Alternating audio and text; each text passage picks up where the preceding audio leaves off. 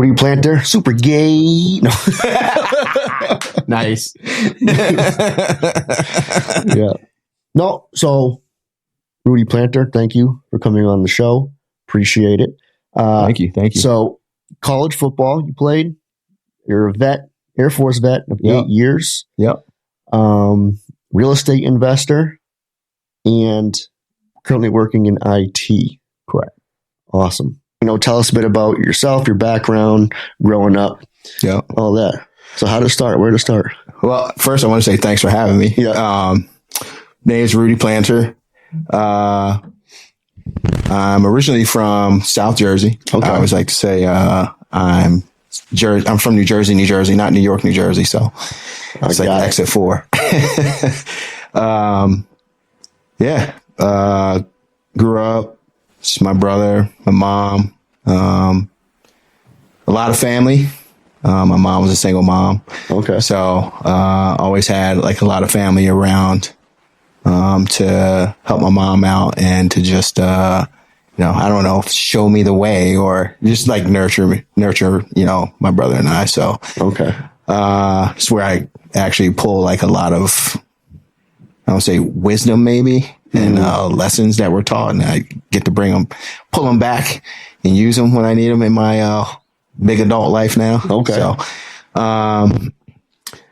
it was it was like kind of country, That's why I love New Hampshire so much because it's kind of similar. So where you lived in Jersey was more of a more rural. Yeah, it was more rural. Okay. Yeah, to be honest, I mean, if you went back now and you went in certain areas, you'd see people with kind of like an attitude. Like people always wanted to be, wanted the area to be bigger than what it really was, but it's really like really country. It's like really, I mean, we have, if I told you to Google Cowtown, you'd be amazed. Like we had a flea market named Cowtown, like 20 minutes from us. Really? 20, 30 minutes. Yeah. And it had like a whole real, like the real rodeo circuit came through in the summertime. It's like wild. Like carnies and shit like that? No, it was like, it literally like if you Google Cowtown, it's a gigantic flea market and they had 2 gigantic, statues. One was a cow and one was a cowboy. And when I say gigantic, I mean like, 100, 200. It's like they're huge that sat like right on the road. Okay. At the entrance. Yeah. It was wild. And you just went there. I mean, it was just a big flea market. You get, food. The Amish were there. So there was always like good fresh meat. Nice. I mean, you had your regular flea market goers that, selling their wares or whatever. And you had like more established stores. So it was gigantic, but thinking back on it now, it's like, how like when you're young, and you're like, when I grow up and I'm going to blow this town, I'm going to leave this place or whatever. It's funny how often I feel like you kind of like always land back home, even if the zip codes change. You know what I mean? So that's why I kind of like New Hampshire so much because it does kind of remind me of home and, being up here and being away. It's a nice thing to have. Okay. Away from home. It's a nice thing to have. So. All right. If you don't mind me asking, where was your dad during this whole time? Like, ironically enough, he was never further than, I don't know, 15, 20 minutes away from my whole life. But, jeez, okay. Yeah. But, it was one of those situations where, you don't know as a kid, but you learn as an adult, that it was probably best for everyone in the house that he was not around, so, that had a big impact on my life. Certainly had a big impact on with my mom and my brother and, but, my mother's family helped share the load. That was the village that raised us, between my 3 uncles, my aunt, my grandmother, we got a good healthy dose of being raised by the family, so, yeah. That's, the funny thing is my father's parents, my paternal grandparents, they were probably about 15 minutes away too, and I didn't really see them too much. Didn't see them, certainly not past, middle school, so yeah, it was, certainly wasn't the worst, I tell people, but it definitely was not optimal, as a kid, when you want to, it's kind of hard. Every kid wants their dad, around. If they know about their dad, or whatever, every kid wants their dad around. So, when that doesn't happen, it's a hard pill to swallow, if you're, being aware and you take a look around and you see how, the rest of life is lifing, so to speak. Your friends, their dads are at their house, and obviously you don't know what's going on, but at the same time, as a kid, you see other kids with their dads and their moms, in the same house, and for all intents and purposes, everything looks, hunky dory. And then you start to think like, well, how come my house isn't like that house? What would you say? What age you were like, wait a minute, something's not right. Something's different with this. Probably pretty young. It was pretty early. Full disclosure, I witnessed domestic abuse. So, oh man. Yeah. So it was pretty early, and I was pretty aware, so I always go with, I remember, I remember the last time I could I have one memory of the last time that I would say he was technically in the house or whatever. And it wasn't a good day. It wasn't a good day at all. But, he was, as I say, he was out of there before I even got into first grade. So, okay. Or right around there. Okay. Yeah. So, all right. So you grew up, single mom. How many brothers did you have? One younger brother. Yeah. And it was just you three in the household, or was there, you said it was just us. Just you guys? Just us three. Okay. Yeah. Okay. So growing up through grade school and how was that? Did you? For all intents, I love school. Yeah. Yeah. I was one of those weird kids that I'd rather be in school than not, I liked, I was a teacher pleaser, the group that I had the fortune of, my buddy that lived down the street. He was also his whole, him and all of his sisters, they were all smart too. Mm-hmm. So he was my brother growing up. And obviously we went to the same schools all the way through high school. So we were part of the quote unquote geek pack from first grade on, Okay. So I enjoyed school and, I didn't, that was the thing. I just immersed myself in, pleasing and getting good grades and, all that stuff. So, What do you think that was? Why did you choose to do that over maybe going out and messing around with your friends? And my mom wasn't having that. Oh, your mom? Oh, no. And that was part of it. So she must have ruled with an iron fist. Well, I wouldn't say with an iron fist, but my mom was serious. You didn't, me witnessing part of it, I think, believe it or not, was me witnessing what she went through, pretty much firsthand. For the most part, the last thing I wanted to do was make her feel bad or upset her or anything like that. Yeah, so, okay. That makes sense. So that mixed with, just being compliant, as the older kid or whatever. It wasn't the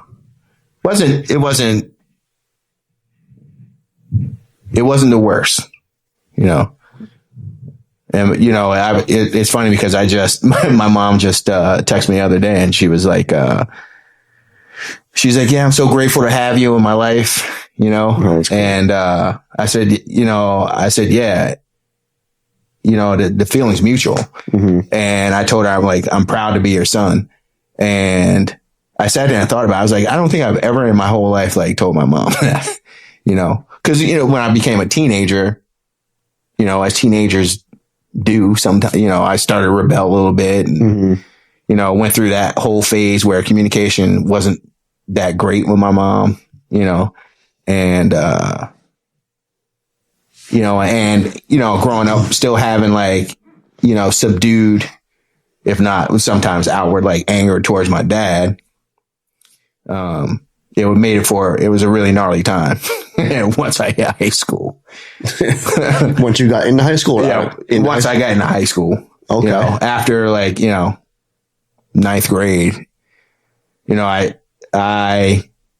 kind of got like the whole pack that I pretty much the Geek Squad I ran with or whatever. Mm-hmm. You know, once I got to high school and I got into sports and, you know, started smelling myself.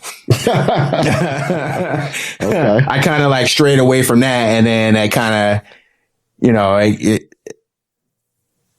made it forward. Whatever immaturity that was there anyway, you know, when you know, a teenage boy, you know, it just was it was just exacerbated by me just being outside of myself. You know? So. Okay. So high school. Yeah. Made it through high school just fine. Yep. What are some like memories you recall from, you know, from growing up and I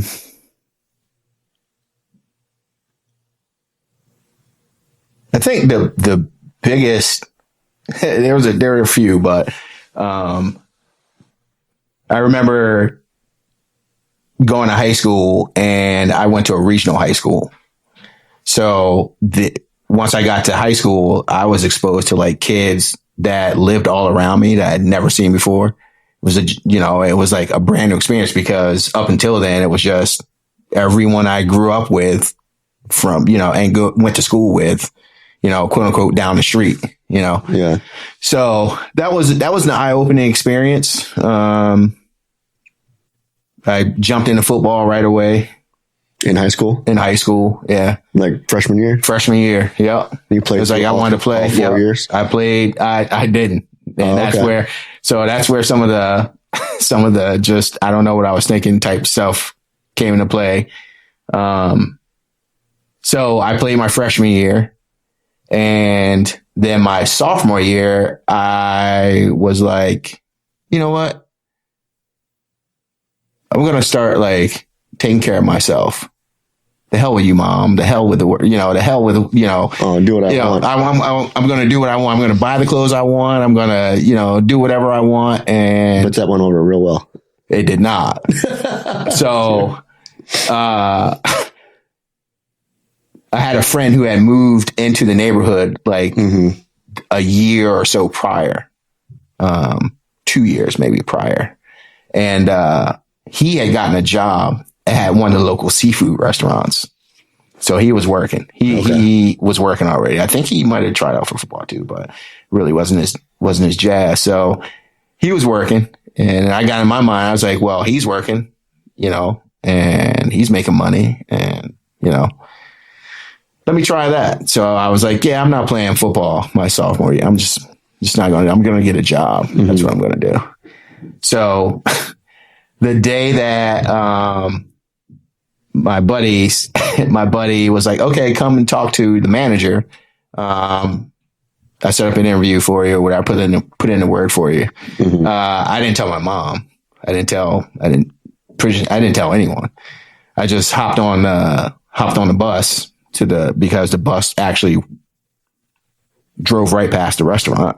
Okay. So I just hopped on the bus, went out there, had what was called, you know, an interview by the manager. Okay. And had to hang around once the interview was done. I had to hang around for the next bus.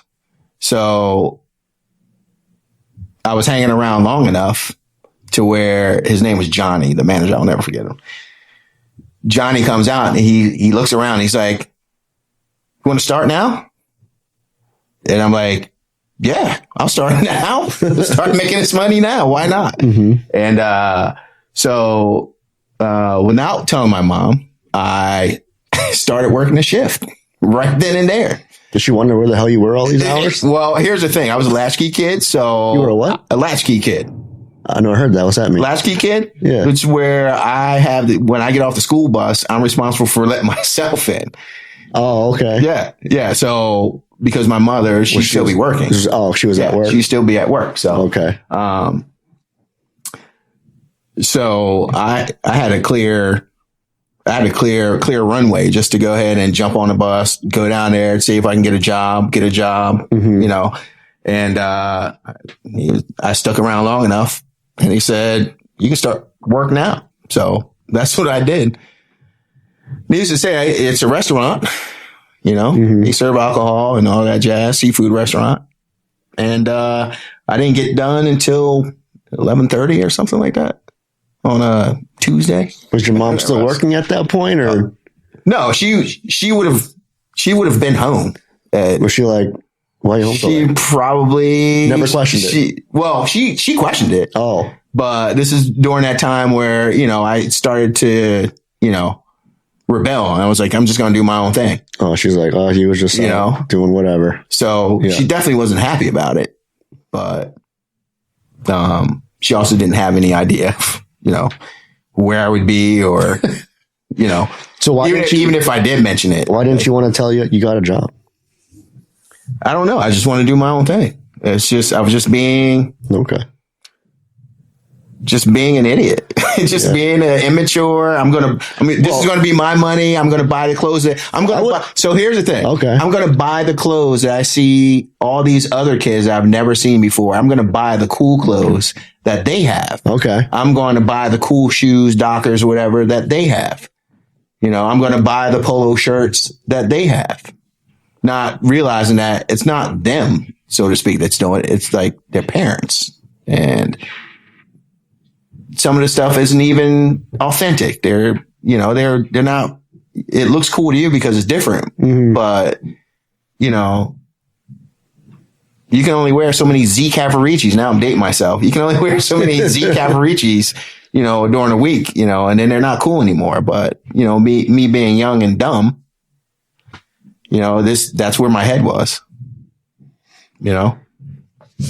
I'd argue that was kind of a mature move, right? A lot of sophomore, you know, high school kids are not trying to look for jobs, trying to go to parties, chase girls, do dumb shit, which I'm sure you were also doing, but also had a job. So that's kind of the weird thing. I would say like getting the job would justify. So I got the job, mm-hmm. and my mom knew I had the job. She didn't tell me you can't work, you know. And, you know, I was a good student, so I didn't work so much to where it would affect my grades or anything like that. Mm-hmm. And it was pretty easy. The most harrowing thing would probably be catching the bus, which is nothing because you just sit there and wait for it to show up and you jump on the bus. I mean, plenty of kids in the inner city do it. Yeah.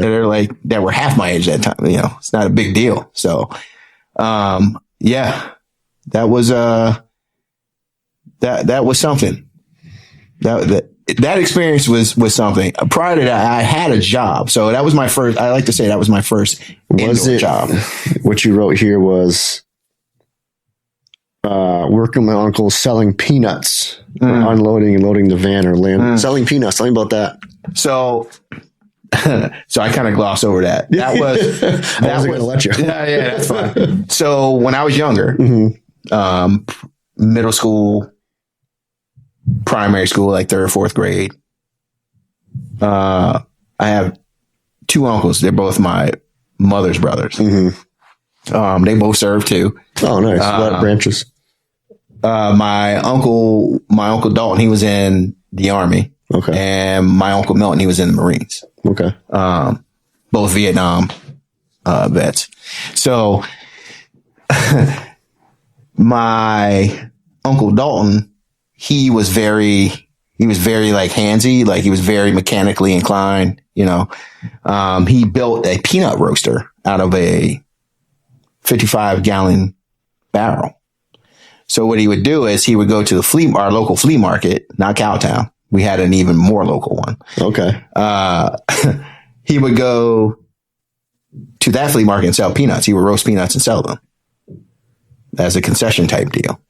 So what the responsibility that my brother and I had was turning the roaster barrel at a young age. No, this is what we're doing. The barrel was heated. Was there like a fire under it? How did it? Okay. So basically, he had propane. Yeah. And propane would heat the gigantic 55-gallon barrel shell. But inside that was the actual roasting container. Okay. So what he did was he built it. And at that time, we're talking, early 80s or whatever.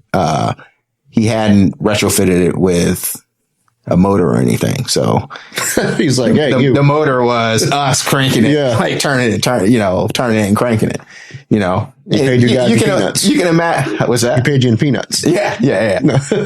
So as you can imagine as a kid, doing that on a Saturday when, your neighborhood friends or whatever are still on their second bowl of cereal, watching cartoons.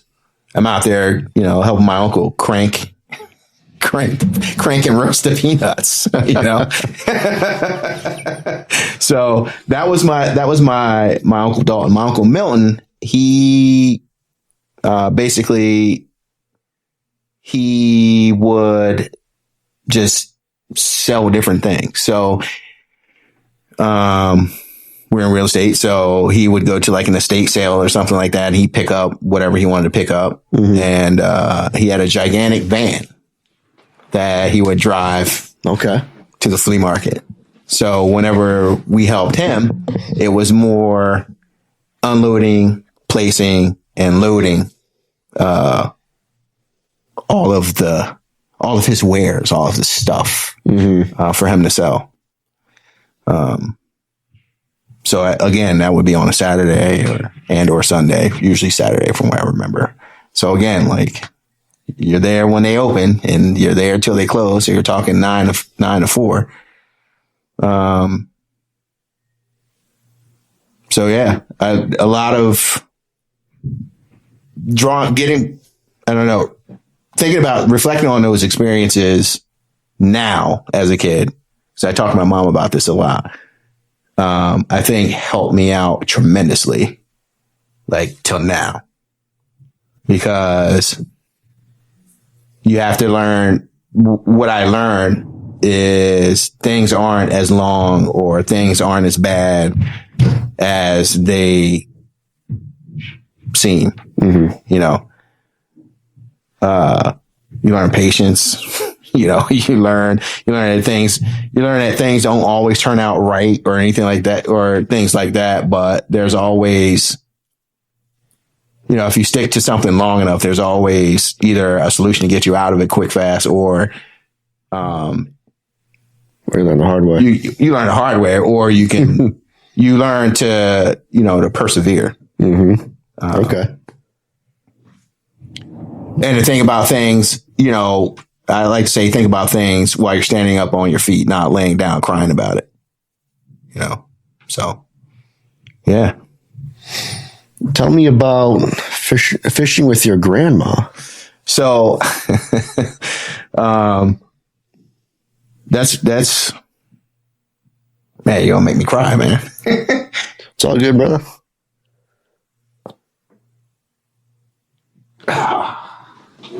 Yeah, man, take your time.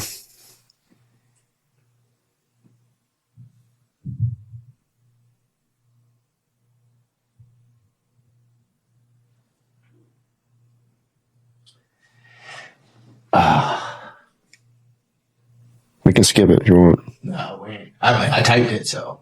Okay. It's different typing it and answering it in a question. And then when you some of the best times of my life. Yeah. Now, were you guys like fishing off like the shore, off a dock? You guys got like a boat? How'd you guys do it? What were you fishing for? Freshwater. It was always freshwater. Yeah. And so a typical day where we knew we were going to go fishing, my brother and I. Yeah. It was almost like it was like a mini Christmas. It's like weird. It's like it was always like a mini. Or I should say it was always like it was like a mini Christmas. So the day would start. We usually, get up kind of early and head to the store because there is one creek that we would go to, or lake that we would go to fish for the most part. And on the way, we'd stop at, there's a convenience store like right down the street from my grandma's house. Mm-hmm. And get those little $1 pack of cookies. We get like 2 or 3 of those, some candy or whatever, and some sodas or whatever to drink, and just go to the creek and fish all day. I say it was like, that was probably a big part of it, stopping and getting the cookies and the candies and the cupcakes and, the soda and all that. But, to me, it was like, it was super relaxing and fun. The joke is like, my grandmother, she, never fished with rod and reel. It was always bamboo pole. A bamboo pole, huh? Bamboo pole. So I imagine there's probably no reel on it. No reel. It's just fishing line, or I imagine the fishing line wasn't just wrapped around. It's probably a slit cut right you got and so you could obviously hold the fish. Yep. Okay. It's basically what it was. It's when the funny thing now is if you went to shop for a bamboo fishing pole, you would pay an astronomical price for it. Really? But yeah, because it's like, I don't know if novelty item is the best way to do it, best way to like describe it. But, we had, my grandma had like 3 bamboo poles, and, they have various. Holy shit, though. Lengths. It's a lot bigger. Oh, because it's zoomed? Yeah. Yeah. Yeah. Or zoomed out. Yeah.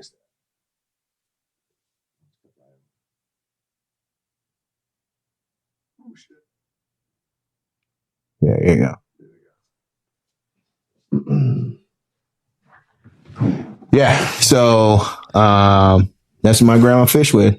No rod and reel. That was more of my uncle's jazz, and I remember so bad wanting to have one, and she eventually let me get an actual push button. You hold it. It literally is like a big like light switch. Yeah. Type of deal. And that was my first rod. That's what I rod had. And reel. So that's the easiest thing to use when you're a kid. Exactly. Having to flip over I don't know what it's called. Having to flip it over, then you got to hold the line on the pole itself. Yep. Then you got to let it go at the right time. Yeah. Yeah. Yeah. An even harder one is it. You know what a bait caster is? No. How do I explain it? It's obviously a reel, but instead of the string like up and down, it's on a wheel. Okay. How do I explain it?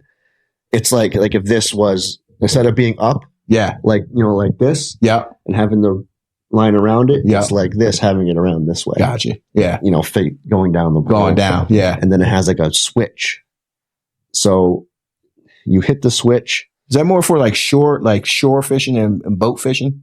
I don't know. Yeah. I don't know what. Because it kind of just sits right on top of the rod, right? Yeah, exactly. Yeah. So you press the button or the switch. It unlocks the reel. Yeah. You cast, and you have to stop the reel with your thumb. Yeah. Or else, like if lure hits the water and your reel's still going, it gets all fucked up. Messed up. Yeah. Anyway, my dad has a bait caster, and that's what he used to fish with, and I would always fuck that thing up trying to learn how to cast it. Well, here's a funny thing about bamboo, pole fishing. You can't fish everywhere with those either, because you are literally swinging the pole to get it out, because it's a predetermined length on a bamboo pole. Now, do you have to hold it, and you hold it, let go. You swing it and let go. And if it doesn't drop where you want it to drop, or you just feel like, oh, I want to take, reset it in the water in another place, you pick it up and you pick it up and you basically swing it back to yourself. Okay, I get it. Because there's no reel. So basically, when you bring it back in, you're bringing it back in the same length. You have to lift the pole. And it swings back in. Yeah. Right. Okay. I got you. So you can imagine the inherent danger in that, because you can hook yourself, so you have to be patient or something else, and you have to watch what you're doing. So when you're going to actually hook the fish, when you're going to cast it, you have to be mindful, because if you cast it, especially in some of the spots where we used to fish as kids, there would be some canopy there sometimes. So if you're too close to the canopy and you're careless, now you're casting, your stick gets caught in a branch or something like that. Yeah. Now you have to, you got to manage that situation.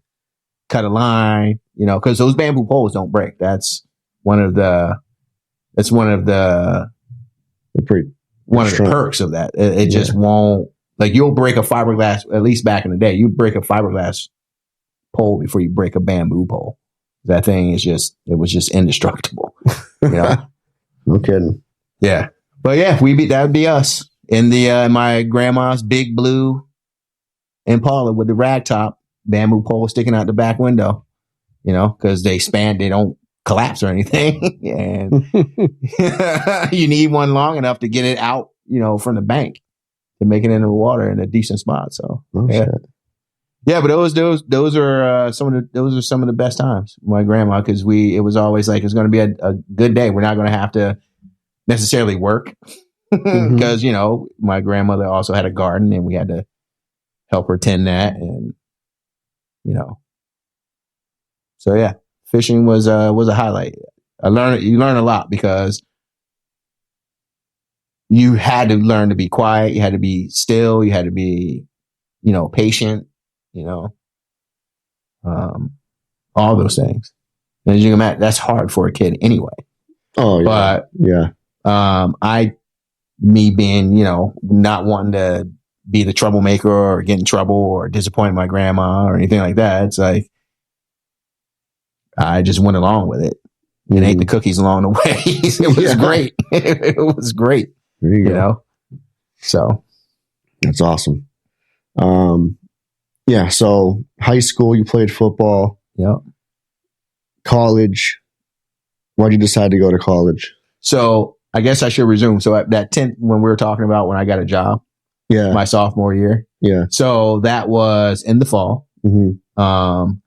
And that job lasted, I still remember it lasted to New Year's Day, technically. Because I was like, that's like, this is, what am I doing? Like, it was kind of like a monkey see, monkey do type thing. That was in the times where the waitresses, like, they had a smoking station in the restaurant. You could I'm old enough to remember those days. I didn't know, but yeah. So, there was, the waitresses would be smoking, in the smoking area. Yeah. And me, like, feeling myself or whatever, I started smoking Marlboros too. Like, you smoked? I ain't take you for a guy that smoked. I smoked cigarettes because no, I do not. Oh. No, my buddy smoked cigarettes. So I was like, okay, I'm going to be, I guess that's what you do. So I'll do it too. Yeah, I'll do it too. Yeah. So, can you imagine that? Sophomore, like smoke, but my brother did that shit when he was a sophomore. Yeah, it's like wow, just sitting here thinking about it. He'd walk down the road and hide Yeah. Smoke butts. Yeah. And they come back smelling like cigarettes. Right. Like, dude, you're not fooling anybody. It's funny you say it because from the walk from where the bus let me off my neighborhood, because I live in like a cul-de-sac, where it let me off to my walk home, that's where I would, puff one down real quick, coming in the house at, 11:30, midnight or whatever. But, that only lasted while I worked, and it wasn't the whole time, but it was like, what are you doing? It was pretty wild. That time was even wild because it was the first time that I had ever seen someone like do drugs too. Like it was in college or high school. No, in high school at this job, like one of the employees. Oh. Yeah, I better know what it was. Yeah, it was wild. I was like, wow, but so that lasted to New Year's Day, technically. And then I was like, this is my last time. I'm not coming back. And I was a busboy, so it's not like they missed me or anything like that. I wasn't a pivotal part of the kitchen. Yeah, it's like, just hire Frankie. You want the job too. So I made it a mission. I was like, okay, I'm going to play football. My junior year I played. It's probably my best year in high school. And that put me on the radar for, some coaches and some programs or whatever. And I played again my senior year, and I'll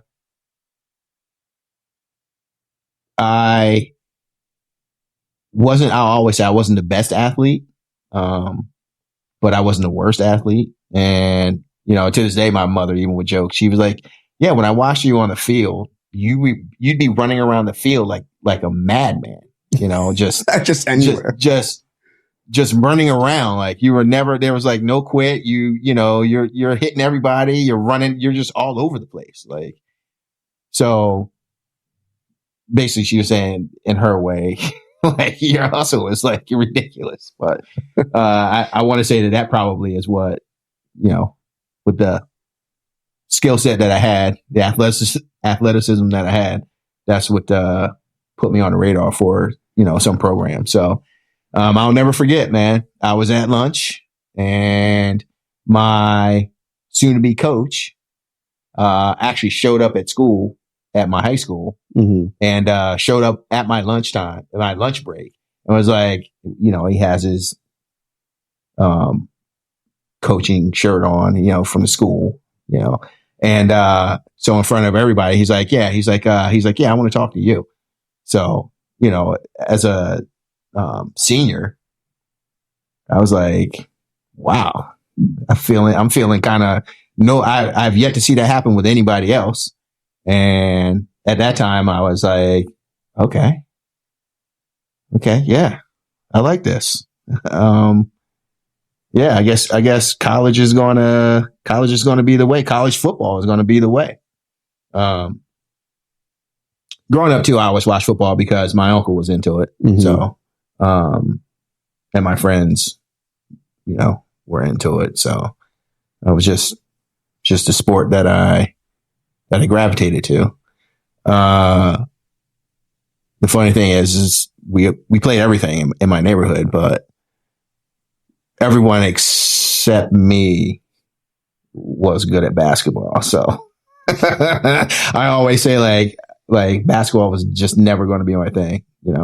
First of all, I'm too short.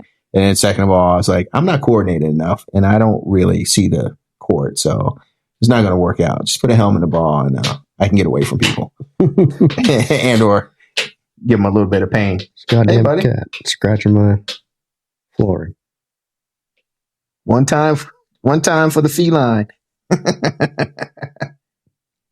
Yeah, she's kind of a bitch, to be honest. Anyway. Yeah. So, there were a couple schools that I visited, and I ended up the school that I went to, Towson. I went to Towson State. It's now Towson University. When I went, it was Towson State University, and had a school visit, orientation type visit, and it was one of those. This is the first visit that I ever gone to for school, and it was one of those things where, you go, you sit with your parents, you sit in some of these. Here's our school. Here's what we're about. Here's all the opportunity, and here's the experience that your son or daughter could have. And, that lasted, and then you go and eat dinner. And then for me, it was, okay, you're done with that. Now, your chaperone, from the football team is. I'm gonna turn my chair a little bit. Yep. Nice. Should I turn mine? If you want, yeah. There we go. That's a little better, right? Yeah. Yeah. So it was like, okay, now the football team is going to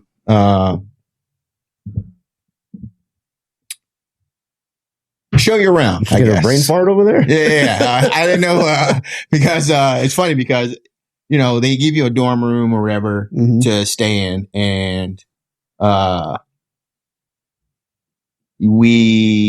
I'm leaving my mom. My mom is trusting these folks to at least keep me safe or whatever.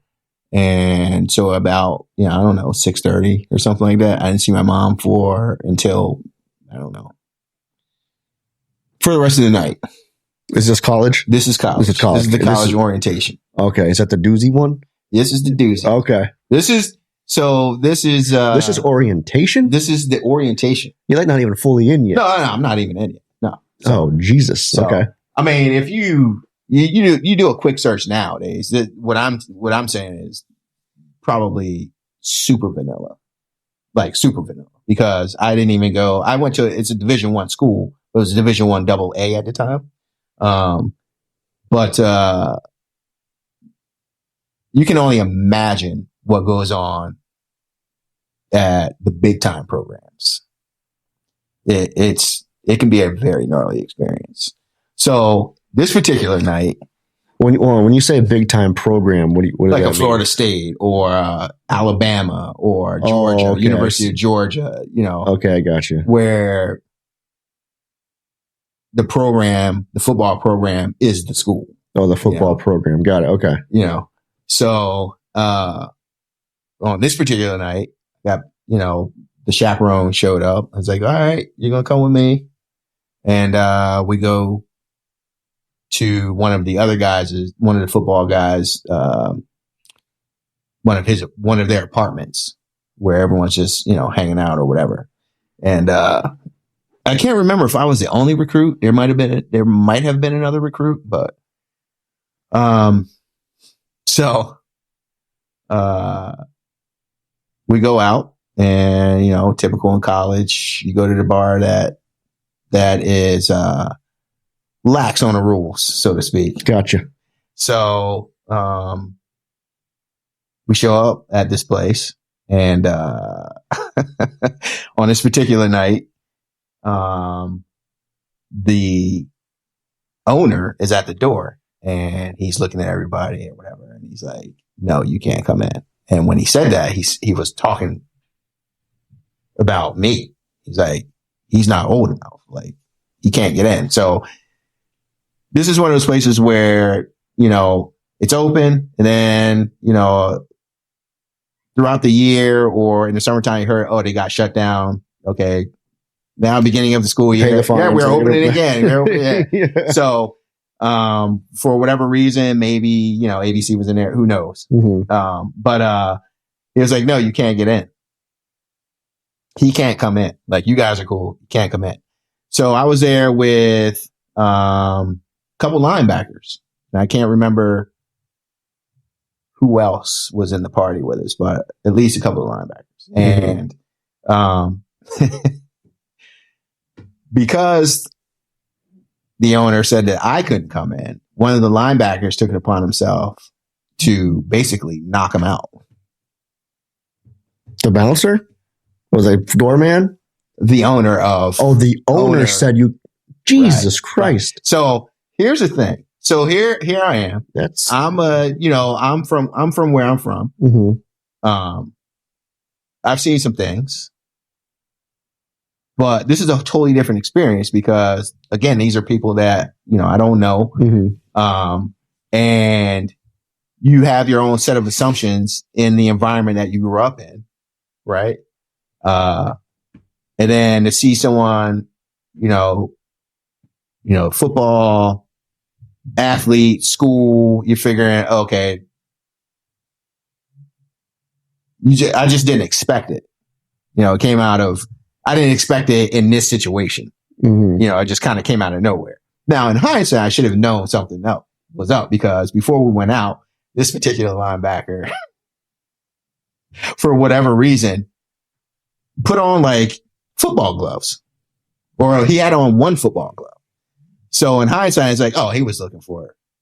It was going to be trouble somewhere. Wherever we went, it was going to knock somebody out. It was going to be trouble somewhere, probably because what I learned, it was like he was just one of those type of cats. You can't be doing that. Like, couldn't he lose his scholarship or whatever? So it's kicked out of the program. So this is the wild thing. This is what I say, like with these programs, and when you hear these stories about how athlete insert name got into this type of trouble doing this thing or whatever, and everyone's like, how could that ever, like, so much stuff happens in that world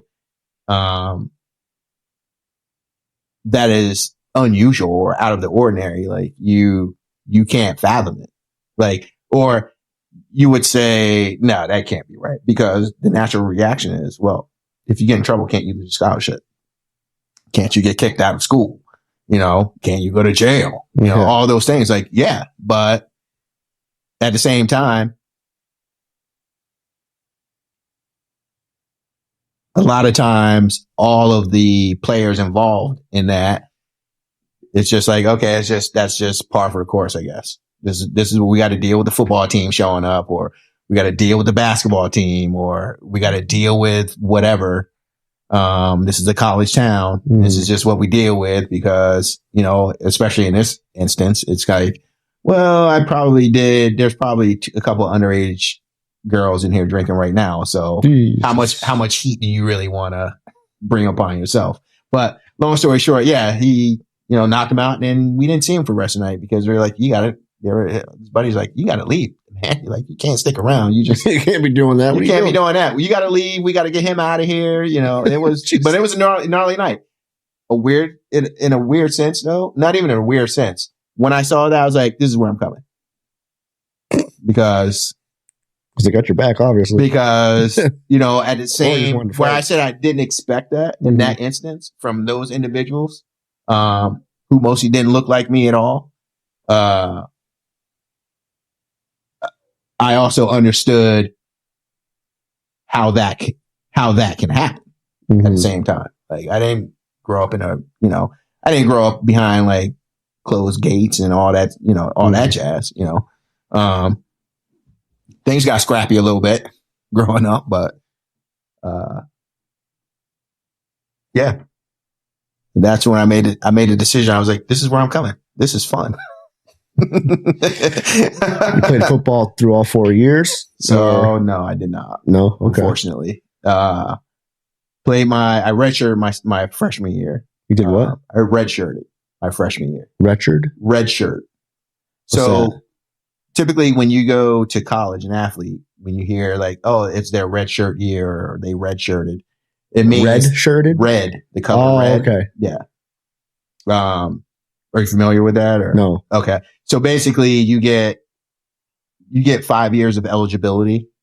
Generally speaking, a lot of times if you're not like the star or a star or just basically needed as an athlete, your first year of eligibility, you can participate. You just can't play in actual game time. This is the easiest way of, so you redshirted that year. It's kind of like, I guess, if you thought about the different color pennies at different, I don't know where the color red shirt came from or the term, but that's what they call it. So basically your first year, you can do all the participation, you can, practice, you can, you can travel too.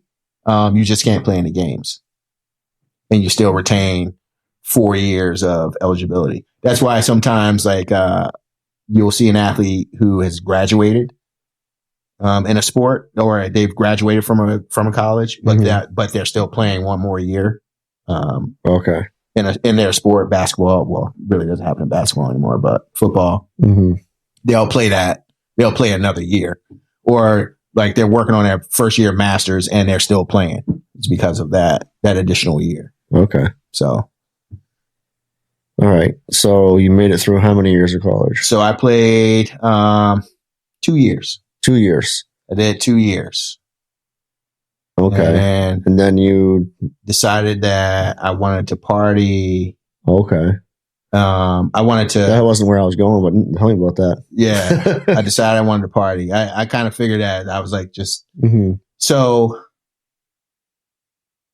it was unfortunate too, because it was another one of those decisions I just made. I didn't really talk to anybody. Like I didn't talk to my uncle, who I should have, because he's like a father figure to me, my Uncle Dalton. He was disappointed. He was like, man, I think you could have, every family member is like, well, you could have at least made a practice squad somewhere. You partied and like failed out? Oh, no. Oh. I never failed out. So in my mind, I was like, football is taking up too much of my time. I can't continue to play football with the practices, and even though literally everyone else is doing it around me. I can't continue to do that and let my grades suffer. So you know what? I'm going to stop playing football and devote more time to studying and improving my grades. Because at that time I had in my head I wanted to be a medical professional. I wanted to be a doctor. I wanted to be I don't know if I wanted to be a PA, but I wanted to be, I think that's what they had at that time. Physician's assistant is what they offered at, without doing like, transferring or anything like that. But that's what I wanted to do. So I was like, well, I need to improve my grades, and, I needed the time that I'm spending, playing football, having to go to practices and all that, that's time that I could be spending studying. But that was just an excuse, because I just used the time that I already had to get my, concentrate on my grades and concentrate on my schoolwork, and still party. So that was the excuse that I gave myself. And, barring any injury or, a wild card transfer from another program, I would have gotten a lot of playing time.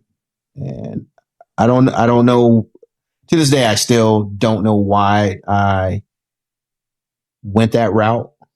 There were girls involved, was partying, drinking. What school did you go to? I went to Towson State. Where's that? It's in Maryland. It's in Towson, Maryland, actually. Oh, okay. So now it's Towson State University. When I went, now it's just Towson University, and they're full just D1. The football program is. Okay. Yeah. So, a lot of all the extracurricular going on, and so like anybody would do in that situation, I made sure my grades improved, and they did. Okay. That's good. That's good, but it was a very piss poor excuse to stop playing, because I didn't use any extra time really. Where do you think you'd be now if you think your life would take a different course if you had continued playing? It's hard to say, man, because I would have. Was the goal to be in the NFL, or you just like to play football? Well, that question. Okay. There you go. Look at your pretty face. There it is. Okay. So where were we?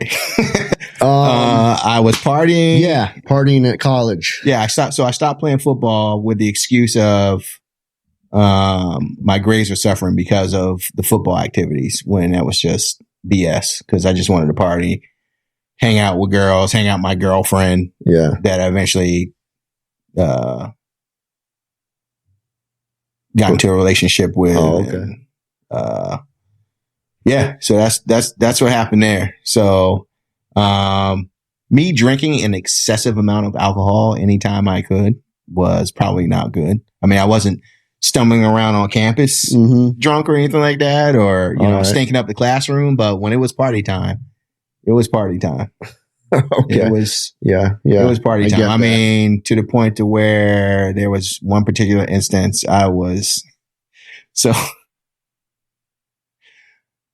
This is embarrassing, but we're grown men. So, there was one time that, it was probably a Friday or Saturday night, hanging out with a girlfriend. We went drinking somewhere. Yeah. And, we come back to the dorms or whatever. We come back to her dorm room.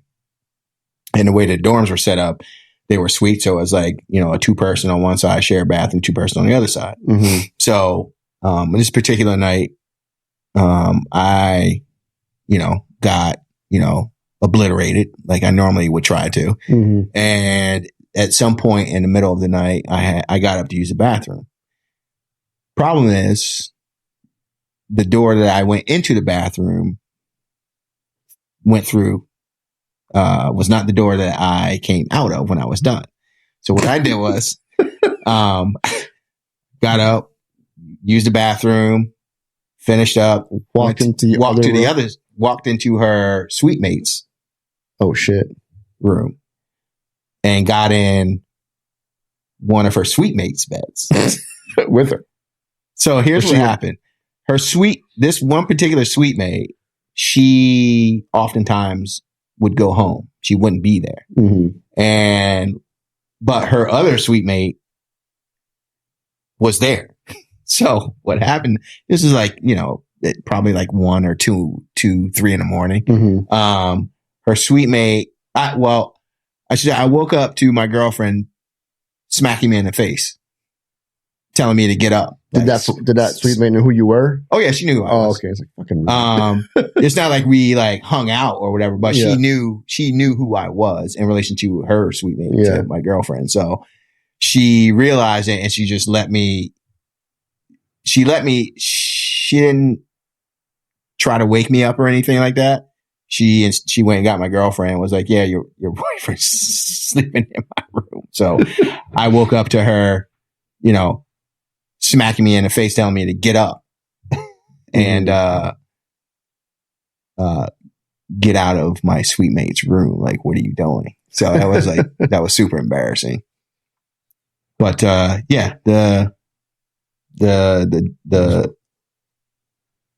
drinking was at an all-time high, and it wasn't good. Yeah. Party. Okay, so you did that. You didn't do all 4 years of college. I didn't. 2 years, you said? So I did like 2.5. 2.5. It ended up being like 2.5 because I did first 2 full years, played football and all that jazz. I went my third year, went in the fall, and just didn't have money to pay off my fall tuition, the remaining balance, because I wasn't a full scholarship type guy. I had like, work study and some grants or whatever. But I always ended up with a balance, and I just didn't have a way of paying that to go into the spring semester. Mm-hmm. So, I just hung around. At that time, I was living off campus. Kind of just hung out, partied, and let the summer blow past, and then school started again, and it was like, well, what are you doing? Like, literally, like, what are you going to do? So, and that's when I made the decision that, well, I got 2 options, which really boils down to I have one choice to make. It was like option 1 is like, tuck tail and go home, or figure something else out. So the figure something else out was military. Yeah. Air Force. Nice. All right. We're pretty much out of time. Not that anybody's timing us. Right. There's going to have to be a part 2 to this. And we'll get into your military career, why you chose to do that, what you did in the military, in the Air Force, and your more current things, your real estate investing, you're in IT now, which is pretty cool. But yeah, that'll be in part 2. Sounds good. So we'll have to schedule for you to come back. I'll get this one absolutely edited and all that jazz, and can't wait, man.